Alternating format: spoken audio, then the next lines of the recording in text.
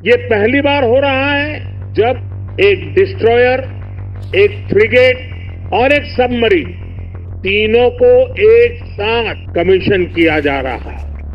बुधवार 15 जनवरी को भारतीय नौसेना के लिए एक ऐतिहासिक दिन रहा। 3 प्रमुख युद्धपोत आईएनएस नीलगिरी, आईएनएस वाक्सीर और आईएनएस सूरत को एक साथ सेना में शामिल किया गया। प्रधानमंत्री नरेंद्र मोदी ने इन तीनों पोतों को राष्ट्र को समर्पित करते हुए इसे आत्मनिर्भर भारत की दिशा में एक बड़ी उपलब्धि बताया। वास्तव में आईएनएस नीलगिरी, वाक्सीर और सूरत भारत की ताकत और आत्मनिर्भरता का प्रतीक हैं। ये न केवल हमारी सुरक्षा को बढ़ाने वाले हैं, बल्कि भारत को आधुनिक नौसेना बनाने में भी मदद करेंगे। भारत इस क्षेत्र में तेजी से आगे बढ़ रहा है। आइए आपको इस वीडियो में इन तीनों प्रोजेक्ट्स के बारे में पूरी जानकारी देते हैं। पहले हम आईएनएस नीलगिरी के बारे में जानते हैं। यह एक स्टील्थ फ्रिगेट है, यानी ऐसा युद्धपोत जिसे दुश्मन के रडार पर पकड़ना मुश्किल है। यह भारत में ही डिजाइन किया गया है और नई तकनीकों से लैस है।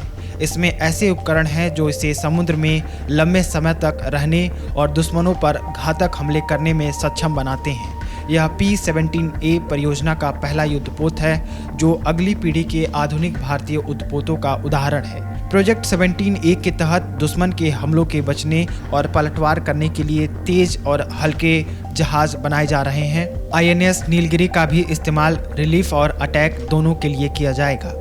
बात अगर आईएनएस वाक्सीर की करें तो यह एक पनडुब्बी है, यानी ऐसा जहाज जो पानी के नीचे रहकर दुश्मन को निशाना बना सकता है। यह भारत में बनी छठी और आखिरी स्कॉर्पियन पनडुब्बी है। इसे फ्रांस की नौसेना की मदद से भारत में बनाया गया है। यह दिखाता है कि भारत अब पनडुब्बी बनाने में माहिर हो गया है। यह आधुनिक तकनीक और छिपकर हमला करने की क्षमता से लैस है। स्कॉर्पियन पनडुब्बी प्रोजेक्ट 75 की शुरुआत ही भारत को पनडुब्बी बनाने में आत्मनिर्भर बनने के लिए हुआ था। पहले भी प्रोजेक्ट P-75 में नौसेना के समुद्री बेड़े में इजाफा करने के लिए जहाज पनडुब्बी बनती रही हैं। वहीं आईएनएस सूरत एक डिस्ट्रॉयर है, यानी ऐसा बड़ा और ताकतवर युद्धपोत जो दुश्मन के जहाज़ों और पनडुब्बियों को नष्ट कर सकता है। यह P-15B परियोजना का चौथा और अंतिम पोत है। इसमें आधुनिक हथियार, सेंसर और नेटवर्किंग तकनीक लगी हुई है। इसे मुंबई के मझगांव डाक शिप बिल्डर्स लिमिटेड ने बनाया है। यह दुनिया के सबसे बड़े और सबसे आधुनिक युद्धपोतों में से एक है। यह दुश्मन के जहाज़ों, पनडुब्बियों और विमानों को चुटकियों में मिट्टी में मिला देगा। इसमें 75% स्वदेशी सामानों का उपयोग किया गया है। इन तीनों युद्धपोतों को प्रधानमंत्री ने सेना को सौंप दिया है। तीनों ताकतवर प्रोजेक्ट्स अब भारत की सुरक्षा में तैनात दिखेंगे। इस दौरान पीएम मोदी ने कहा, भारत का सैन्य सामर्थ्य भी अधिक सक्षम और आधुनिक हो, ये देश की प्राथमिकताओं में से एक है। जल हो, थल हो, नभ हो, गहरा समंदर हो या फिर असीम अंतरिक्ष, हर जगह भारत अपने हितों की सुरक्षा कर रहा है। इसके लिए निरंतर रिफॉर्म किए जा रहे हैं। साथियों, मेक इन इंडिया से भारत की सेनाओं का सामर्थ्य बढ़ने के साथ ही आर्थिक प्रगति के नए द्वार भी खुल रहे हैं। जैसे एक उदाहरण शिप बिल्डिंग इकोसिस्टम का है।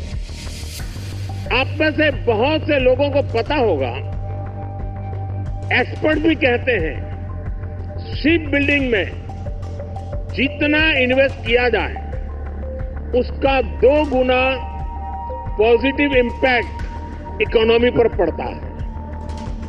यानी अगर हम शिप बिल्डिंग में 1 रुपये लगाते हैं तो इकोनॉमी में ₹1.82 के आसपास सर्कुलेशन होता है।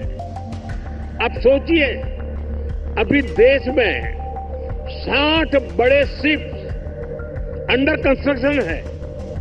इनकी वैल्यू 1.5 लाख करोड़ रुपए के आसपास है।